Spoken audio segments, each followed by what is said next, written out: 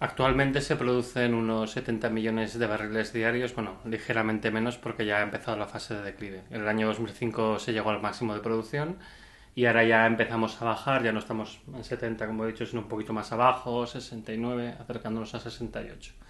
O sea que la producción de petróleo crudo pues ya está descendiendo y esto evidentemente está planteando problemas ahora mismo. Las reservas probadas de petróleo crudo convencional equivalen a 1 billón español de barriles de petróleo, que es más o menos lo mismo que llevamos consumido hasta el día de hoy. El problema es que, claro, no va a salir a la misma velocidad que ha salido hasta ahora, ahora saldrá cada vez más lentamente. De carbón hay aproximadamente 3 veces más en energía, 3 veces las reservas de petróleo convencional. Y de gas hay aproximadamente lo mismo. El problema de todo esto es que ninguna de estas va a salir a un ritmo creciente, sino que el gas empezará a decrecer pronto hacia finales de esta década, hacia el año 2020, y el carbón pues poco después. Con el petróleo, de todas maneras, a veces se hacen contabilidades un poco creativas y se incluyen los petróleos no convencionales, con lo cual se multiplican estas reservas por 8. Pero estos petróleos cuesta tanto de extraer y son tan caros y su producción es tan lenta que realmente merecen una discusión aparte. Los problemas con el petróleo, igual que con cualquier otra materia prima, no empiezan en el momento que se ha extraído la última gota o el último gramo. Los problemas empiezan cuando la oferta no es capaz de cubrir la demanda. Y te ves obligado ya no a crecer, como siempre quiere nuestro sistema económico, sino incluso a decrecer en el uso de esta materia. Entonces el problema es que típicamente este punto clave, este punto de inflexión, donde deja de crecer la producción y empieza a decrecer, suele darse justo cuando estás en la mitad, aproximadamente, a veces un poco más allá, a veces un poco más acá. Y en el petróleo ha sido justo en la mitad. Entonces el problema que tenemos ahora mismo es que no tenemos suficiente petróleo, suficiente producción de petróleo cada año para impulsar nuestra economía, porque es el combustible principal de nuestra economía. Y esta falta de petróleo hace que la economía mundial en su conjunto no pueda seguir creciendo como lo hacía hasta ahora. Se ha ido sustituyendo donde se ha podido, por carbón, por gas y demás, pero es que hasta eso empieza a tener sus propios límites y ahora mismo estamos cercanos a una situación en que la economía mundial dejará de crecer y empezará a decrecer, pero por narices, por una razón de disponibilidad, por razones físicas se podría decir. En el petróleo crudo ya estamos, fue en el año 2005 y como digo ya está empezando a decaer la producción de petróleo crudo, se está compensando con los petróleos no convencionales, los sucedáneos de petróleo, que tienen sus limitaciones en producción, en el coste que tienen que es bastante elevado y luego en que no sirven para hacer todas las cosas. Por ejemplo, una parte, digamos, de los líquidos del gas natural o de los biocombustibles no sirven para hacer diésel. Hay muchos problemas para el tratamiento de estos líquidos que no son exactamente igual que petróleo. Sí, de hecho se prevé que el pico del uranio sea el año 2015, el año que viene. Hay diversos estudios que ponen una horquilla de fechas, desde el 2015 hasta el 2035, en función de si seremos capaces o no de extraer las reservas cada vez más degradadas, de menos concentración, los yacimientos peores, digamos, pero en principio lo que apunta un estudio muy reciente que considera los grandes yacimientos es que será tan pronto como el año 2015. Hay que pensar además que en el caso del uranio algo así como el 16% de todo el uranio que se consume en el mundo está saliendo de los almacenes de uranio que se extrajo de más en las décadas anteriores, típicamente del armamento militar desmantelado. Y la principal fuente eran los misiles rusos, que de acuerdo con el Tratado START-2, Rusia cedía este material físil a los Estados Unidos, pero este contrato que había se acabó el año pasado, se acabó a finales del 2013, y como consecuencia de ello ahora mismo está faltando este uranio. O sea, hay un problema grave con el uranio ahora mismo, que esto explica cierta tensión, por ejemplo, en Francia, con el tema de algunas movilizaciones que están haciendo para conseguir suministros de otros países. El petróleo es aproximadamente la tercera parte de toda la energía primaria que se consume en el planeta y seguido muy de cerca por el carbón, porque lo que está haciendo el mundo es recurrir cada vez más al carbón, no a otras fuentes de energía, no a las renovables, sino al carbón, para suplir la falta de petróleo. Y el carbón ya está a punto de ser el otro tercio del consumo de energía. Y el resto fundamentalmente es gas natural, que es un 20%, 20 y tantos por ciento, y luego pues hidroeléctrica, biomasa y un poco las renovables, pero muy poquito. La nuclear también es ahí una cantidad significativa, un 5%, pero como digo, entre el petróleo y el carbón se llevan 2 tercios, entre el petróleo, el carbón y el gas natural se llevan el 80 y tantos por ciento, y petróleo, carbón y gas natural y uranio son el 90% de toda la energía que se está consumiendo. Sí, la tasa de retorno energético es el equivalente termodinámico al interés. Cuando a ti te dan un préstamo y tienes que dar un interés, pues lo que estás haciendo es ver qué rentabilidad tiene este préstamo para ti, ¿no? Pues para nosotros la tasa de retorno energético es la rentabilidad energética de una determinada fuente. Se calcula como la cantidad de energía que nos da esta fuente a lo largo de toda su vida dividido por la energía que consume para producirse, porque tenemos que hacer las instalaciones adecuadas para poder extraer esta energía, las tenemos que mantener y eventualmente las tenemos que desmantelar, todo esto tiene un consumo de energía, pues haces este cociente, lo que se ha producido entre lo que se ha consumido, y eso es la tasa de retorno energético o TRE. Y la TRE lo que nos está viendo es si es rentable o cómo de rentable es una fuente. Una cosa que se sabe es que las sociedades más o menos complejas como la nuestra, históricamente, han tenido tasas de retorno energético media de todas sus fuentes alrededor de 10, es decir, que por cada unidad que se invertía en producir energía se estaban produciendo 10 de retorno, lo cual es lógico, porque la energía es un medio, no es un fin. ¿Para qué queremos la energía? Pues lo queremos, por ejemplo, pues para dar de comer a nuestros hijos, ¿no? Para mantener a nuestros hijos, vestirlos, para tener un techo, para tener unas infraestructuras, para construir una iglesia, por ejemplo, o para construir un hospital o una escuela. Todo esto consume energía y tienes que haberla recolectado previamente. Entonces tu cosecha de energía tiene que ser bastante abundante como para que tú puedas mantener una sociedad compleja, estructurada, con muchas interrelaciones. A medida que se va reduciendo la TRE de todas las fuentes de energía, esta tasa de retorno energético, lo que te sucede es que vas perdiendo servicios, ¿no? Pues un día pues pierdes a lo mejor la prestación a los parados, otro día vas disminuyendo la asistencia sanitaria universal. Estas cosas que están pasando tienen mucho que ver con la pérdida de rendimiento de las fuentes que estamos explotando. Cada vez son peores, más penosas, con menor rendimiento, quedan menos excedentes para alimentar una sociedad compleja y la sociedad se va simplificando hasta un extremo desagradable. Se dice que el mínimo para mantener una sociedad mínimamente civilizada es alrededor de 5. Esto, bueno, me temo que lo podremos comprobar en un futuro nada lejano. Bueno, yo el tema de los petróleos no convencionales, que realmente habría que decir en propiedad hidrocarburos o líquidos del petróleo no convencionales, bueno, pues tiene muchísimas limitaciones, ¿no? Sería muy largo de explicar, pero siendo un poco breve y sintético, los biocombustibles, los que tanto se hablan, pues tienen rendimientos muy bajos. Sus tasas de retorno energético están alrededor de uno, es decir, no ganas energía. Únicamente lo haces porque lo obliga la ley y porque está subvencionado, si no, no lo harías. Tiene unos rendimientos muy, muy bajos. En el caso de las arenas bituminosas del Canadá, que es la fuente más importante de hidrocarburos no convencionales, además de los biocombustibles, sus tasas de rendimiento energético son muy bajas también, porque estamos hablando de una brea, una especie de alquitrán que está mezclado con arena y lo que haces es separarlo, primero calentándolo y luego, como en el fondo es un hidrocarburo muy espeso, tienes que hidrogenarlo con gas natural, gastas mucho y simplemente teniendo en cuenta el gas natural que consumes ya se sabe que la TRE tiene que ser de 4 o más baja, o sea que es bastante bajita, ¿no? Y luego, bueno, pues tienes toda una serie de petróleos, por ejemplo, los petróleos de alta mar, que son muy costosos de extraer, que los pozos le tiran muy rápidamente, con lo cual haces una gran inversión para que te dure muy poco tiempo, con rendimientos también muy bajos. Los petróleos árticos, que bueno, es una cosa que se empieza ahora a explotar con un poco más de interés, pero que también tiene un coste francamente inasumible. Y por último, digamos, los principales, pues tenemos los petróleos que se explotan fracturando la roca madre en reservorios poco porosos, de la técnica conocida como hidrofracking o fracking a secas, ¿no? Que estos tienen rendimientos muy, muy, muy, muy bajos y que de hecho en realidad no deja de ser más que una burbuja financiera. En el caso del fracking, claro, hay una gran preocupación de los grupos ambientalistas por el impacto ambiental que tienen, porque esencialmente está trayendo una industria pesada, con los elementos de una industria pesada, una gran logística, un gran impacto sobre el territorio, muchas plataformas, porque se va a acceder a reservorios muy dispersos, con lo cual tienes un gran impacto industrial sobre un área relativamente grande, eventualmente pues con liberación al medio ambiente de sustancias fuertemente contaminantes, semejantes a las que se utilizan en otras industrias pesadas, pero que lo traen en entornos donde antes no había este tipo de contaminación. Y por último, bueno, hay bastante preocupación sobre todo por el tema de la impregnación de los acuíferos, ¿no? Porque en algunos casos pues sí que se ha dado problemas de impregnación de acuíferos, algunos se producen naturalmente y otros son inducidos realmente por la técnica de la fracturación hidráulica.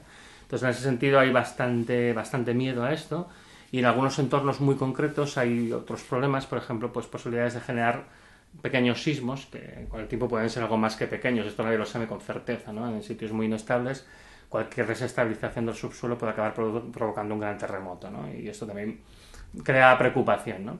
Yo, al margen de las cuestiones ambientales, que yo creo que son bastante legítimas, ¿no? Que la gente se plantee si quiere realmente explotar estos hidrocarburos extremos con poco rendimiento, a mí, yo normalmente lo que más señalo, lo que más me interesa es si realmente son adecuados o suficientes como para mantener una sociedad industrial como la que tenemos, y la respuesta es que no, porque su rendimiento es bajísimo. Bueno, ha habido diversos estudios que la han analizado. Hay un estudio bastante curioso, que esto, bueno, evidentemente financiado por la industria, que analizaba un registro de 24 horas solamente, porque estos pozos se caen muy deprisa, y con esto sacan que tiene un rendimiento increíblemente alto, ¿no? Mayor que el del carbón, que es el que tiene el rendimiento más alto, por encima de 70 y demás. Esto resulta bastante absurdo si uno ve las tasas de declinación que tienen, que son muy, muy elevadas. El típico pozo de gas de fracking, shale gas o de petróleo de fracking, el light oil, el petróleo ligero de roca compacta, normalmente han producido más del 80% del petróleo o el gas que producirán en su vida útil en los 2 primeros años, se caen realmente muy, muy, muy deprisa. Entonces, si uno tiene en cuenta estas tasas de declinación tan rápidas, el hecho de que uno tiene que estar continuamente fracturando la roca, que en algunos entornos las cosas son más fáciles y en otros son más difíciles, la roca no se fractura bien y hay otra serie de problemas y demás, uno lo que se encuentra es que como mínimo económicamente no son rentables. Hay un artículo de Dave Hughes, que es un geólogo canadiense, que analizó las 63.000 plataformas de fracking que había hasta el año 2012 y su conclusión es que por lo que respecta al gas de fracking las empresas habían perdido 13.000 millones de dólares solo el año 2012 y se dice que las pérdidas en el año 2010 y el año 2011 fueron mucho mayores aún, de 10.000 millones al trimestre. Estamos hablando de, por tanto, un negocio muy, muy, muy ruinoso. Yo he hecho mi propia estimación de la TR que podría tener. No hay, es muy complicado de hacerlo. Entonces yo sigo una técnica indirecta mirando los costes económicos y demás. Y a mí me sale que el gas de fracking seguramente está alrededor de 3 y 4 de tasa de retorno energético. El petróleo que se extrae con fracking, que aquí en España no hay nada, o sea, hay muy pocos reservorios de petróleo que se puedan extraer con la técnica de fracking, tendría tasas de retorno energético, con la misma técnica que yo lo estimo, bastante más elevadas, marginalmente viables desde el punto de vista económico, alrededor de 10, 12, bueno, esto no es mucho, pero da para ir tirando, digamos, ¿no? Pero como digo, hay muchísimos menos reservorios, en España no hay ni uno que se sepa en este momento, y es difícil que lo haya, y el problema que hay es que, bueno, estos rendimientos se daban en los sitios más privilegiados, que son los que se han explotado masivamente y son los que han hecho el repunte que se observa actualmente en la producción de petróleo de los Estados Unidos, pero que da la impresión de que no va a durar mucho más, que va a durar un año o dos más, y después va a empezar a decaer muy, muy, muy rápidamente porque los sitios mejores ya se han explotado y van quedando los peores. Y no solo eso, sino que más un síntoma de que la cosa está yendo bastante mal es un artículo que apareció pues, a principios del año 2014 de Bloomberg, que analizaba la situación económica de 65 empresas que se dedicaban específicamente a extraer petróleo de este estilo, de petróleo ligero de roca compacta con la técnica de fracking, y encontraba que estas 65 empresas estaban todas en quiebra técnica, ¿no? Porque sus activos eran inferiores a los costes de la deuda que tenían acumulada. Esencialmente con el fracking lo que ha pasado es que las empresas de intermediación financiera y las empresas que dan servicios a la industria petrolera han hecho aquí su agosto, pero las empresas que se han dedicado a esto pues están sufriendo graves problemas. Justamente hace unos días supe que una empresa importante que se dedica al fracking, Chesapeake, que es la más importante en Estados Unidos que se dedica a este negocio, acaba de separar toda su división que se dedica al tema del fracking como un primer paso hacia su venta, ¿no? Porque ellos no ven claro que este negocio se pueda mantener durante mucho más tiempo. Con lo cual, bueno, como digo, es un negocio poco interesante para el que lo extrae, más interesante para los intermediarios financieros y para las empresas que dan servicios. Esencialmente hacía falta encontrar algo para continuar manteniendo a la gente ocupada en el sector del petróleo, porque ya las oportunidades han ido desapareciendo, ya no quedan realmente grandes reservorios en ninguna parte del mundo, la técnica está muy explotada, ya no da mucho más de sí, y se ha ido a mirar realmente cosas que hace 30 años ni las mirábamos, las despreciábamos por miserables. Igual que pasa con las explotaciones que se están ahora mirando la Bahía de Rosas aquí en España o en Canarias, son yacimientos muy pequeños, en este caso convencionales, pero que hace 20 o 30 años los ignoraríamos porque sería muy difícil sacarles un rendimiento. Si se miran es porque el petróleo está muy caro y hay alguna esperanza de que dé algo de dinero, que a lo mejor no da dinero en realidad. Y en realidad lo que está pasando es que lo que no da es energía neta, no produce un rendimiento suficiente como para mantener nuestra compleja sociedad industrial. Una cosa que se está viendo es que las grandes empresas multinacionales del petróleo, las herederas de las 7 hermanas de los años 70, las 5 que quedan ahora mismo, están desinvirtiendo de una manera radical en todo el negocio del fracking, no solo del fracking, en general de los líquidos no convencionales, porque tiene muy baja rentabilidad y los accionistas, lógicamente, lo que quieren es tener un buen reparto de dividendos por acción. Se está perdiendo mucho dinero con esto y se están abandonando proyectos que, en particular, los más importantes son los de fracking. No solo fracking, también petróleo de alta mar y demás. Esto es muy peligroso porque puede causar una gran caída de la producción de petróleo en un tiempo no muy prolongado, de aquí un año o dos, con consecuencias que sufriremos nosotros. Pero aparte de esto, lo que puede crear es una gran inestabilidad financiera, porque con toda la burbuja que se ha montado en torno al fracking y demás, si se confirman todas estas tendencias, y en particular lo que he dicho, que Chesapeake, primera empresa independiente en Estados Unidos que se dedica a fracking, quiere separar su división de fracking para evitar verse arrastrado por su previsible caída, puede provocar un estallido de la burbuja que se ha creado, que es bastante grande alrededor del fracking y demás, que yo creo que podría producirse pues hacia finales del 2014 o principios del 2015. Es un escenario más probable, no tengo una bola de cristal, no lo sé seguro. Y si se produce este estallido va a generar una ola recesiva que va a ser del estilo del año 2008 o peor, con consecuencias globales, es decir, va a tener consecuencias para Europa y en particular para España, que en el momento que no estamos muy bien, porque recordemos cómo estábamos en el 2008 y dónde estamos ahora, pues imaginemos que ahora volviéramos a empezar otra vez una cosa como la del 2008, ¿no?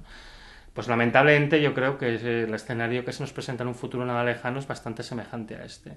Y este estallido, claro, tendrá consecuencias a escala planetaria. Y aparte de esto, bueno, pues será el primer reconocimiento de que realmente no se puede incrementar la producción de petróleo y que va a tener que haber un descenso del consumo de petróleo forzoso. Se va a intentar decir que se va a poder compensar con otras fuentes de hidrocarburos o, no sé, combustibles fósiles o renovables, lo que sea, pero lo cierto es que no se ve nada fácil esta sustitución. Con lo cual, de alguna manera, se tiene que empezar a convencer a la gente de que consuma menos o bien, por vía de los precios, excluir determinados consumidores del mercado. Países enteros y dentro de países como el nuestro hay segmentos enteros de la sociedad que no podrán tener acceso a este tipo de hidrocarburos, a la energía y en general al final a los medios de subsistencia, porque la energía es un facilitador. La energía es la capacidad de hacer trabajo útil. Producimos bienes económicos porque disponemos de energía para hacerlos. Al faltar energía perdemos nuestra capacidad productiva. Al perder capacidad productiva perdemos renta. Al perder renta no hay trabajo para todo el mundo, no hay dinero para todo el mundo, no hay medios de subsistencia para todo el mundo. Como digo, la energía es un fin, la consecuencia es esta. La consecuencia es un deterioro de nuestra renta, un decrecimiento material forzado por la falta de capacidad de transformar el medio ambiente que nos da la energía. Al faltar esta, pues cada vez quedamos más limitados a nuestras propias manos y no podemos mantener una estructura como la que tenemos ahora mismo, muy compleja, con una gran diversificación de roles, porque no hay trabajo para todo el mundo, no va a haber trabajo para todo el mundo. Entonces aquí tenemos un problema muy serio y yo creo que el posible desencadenante de esta segunda vuelta de tuerca fuerte de la crisis actual va a ser probablemente el estallido de la burbuja asociada al fracking, sobre todo.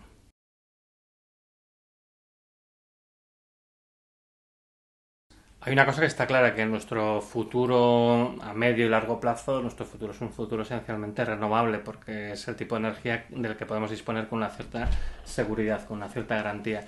Lo que no parece muy probable cuando uno analiza la capacidad de los medios de producción renovables actuales es que se pueda mantener un nivel de consumo de energía semejante al actual.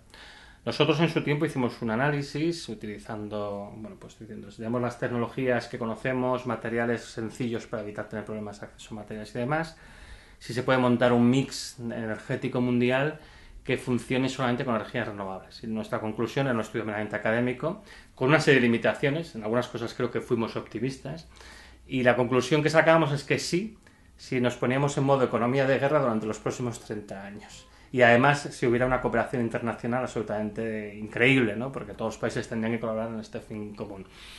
Yo creo que es bastante claro que esto es poco probable que suceda. Y siendo realistas, yo creo que las energías renovables, que ya como digo son las energías del futuro, nos podrán aportar quizá el 10% de toda la energía que estamos consumiendo hoy en día. Y yo creo que eso es lo que al final, en el futuro, nos puede quedar, un 10%, un 5% de toda la energía que estamos consumiendo hoy en día. Lo cual puede ser más que suficiente, porque la inmensa mayoría de la energía que consumimos simplemente se despilfarra, se derrocha sin hacer nada realmente útil. Un gran problema que tiene nuestro sistema económico es un sistema de alta potencia, es un sistema acelerado, siempre tienes que ir muy deprisa, muy deprisa, muy deprisa. ¿Y qué pasa con el coche cuando vas muy deprisa? Pues que para hacer el mismo trayecto gastas más gasolina. Y esto es algo generalizado porque viene de un principio fundamental de la física, que es el segundo principio de la termodinámica. Más potencia implica más derroche, perder más energía. Y nuestro sistema está realmente muy, muy, muy acelerado.